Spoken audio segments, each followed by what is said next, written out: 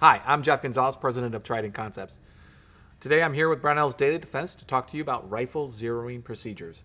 So, you bought a new rifle, got a new optic, now it's time to sync those two together. This is called zeroing, and what that means is that I'm going to take this optic and take the elevation and windage settings to make sure that they align with the bullet's impact at a certain distance at a certain target. Now, that means that I have to select a range or the distance that I will zero at. There's a lot of different zeroing ranges. You have a 25 yard, 50 yard, 100 yard, 200 yard, and a 300 yard. So you'll want to research to figure out what is the best zero for your purposes. After that, we need to prepare to go to the range. And what that really means is that we want to make sure that our rifle is ready to go. That means take the time to make sure that I've properly installed my optic, that it is secure, nice and tight. Any other features on the rifle I want to make sure are nice and tight. Then I want to make sure that I have enough ammunition to go out there to do this correctly. I also want to select how I'm going to support this rifle.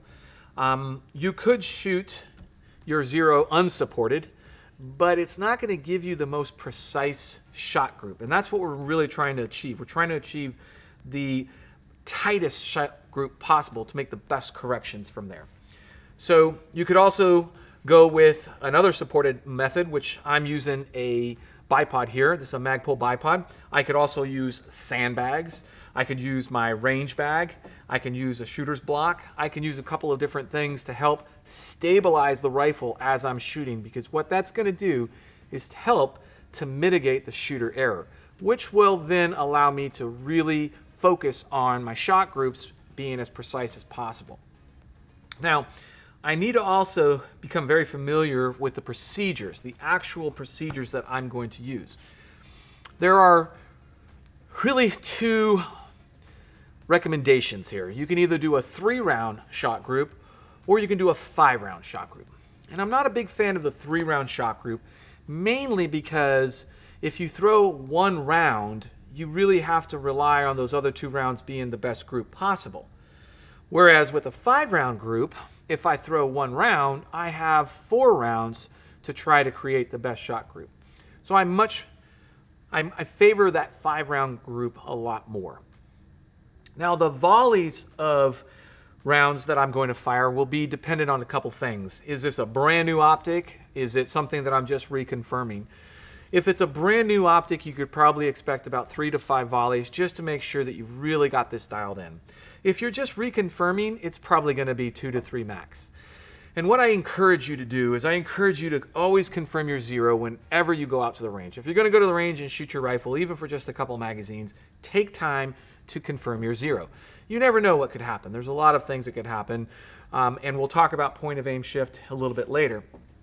But once you've settled on your procedures, the most important thing that you take away is that you want to be as consistent as possible.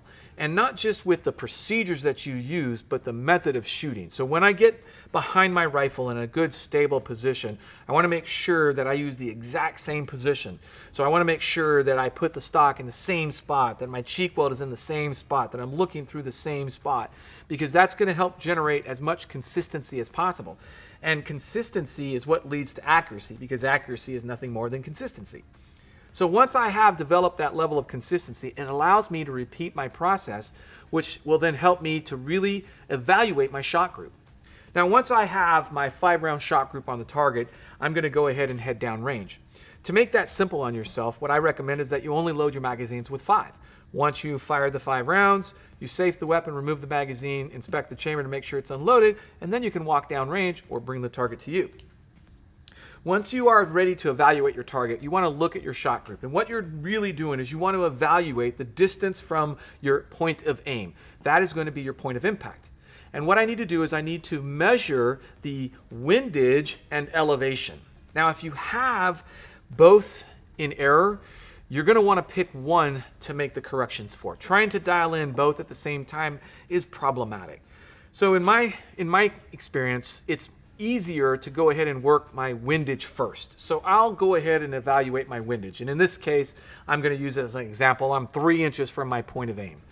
I decided to use a 100 yard zero, and I'm using this aim point T2. So the corrective value of this aim point T2 is a 1/2 inch. So What that means is that at 100 yards, one click will move the bullet's impact 1/2 inch. So if I need to move 3 inches, what that means is that I'm going to have to dial in 6 clicks. Now, the other thing that I want to do is I want to make sure that I understand what direction to move the reticle. So if you're lucky, you'll have an optic that has that information on the optic, or in this case, it's in the cap that goes on the turret. And what I want to do is I want to make sure that I understand, okay, right is going to be counterclockwise.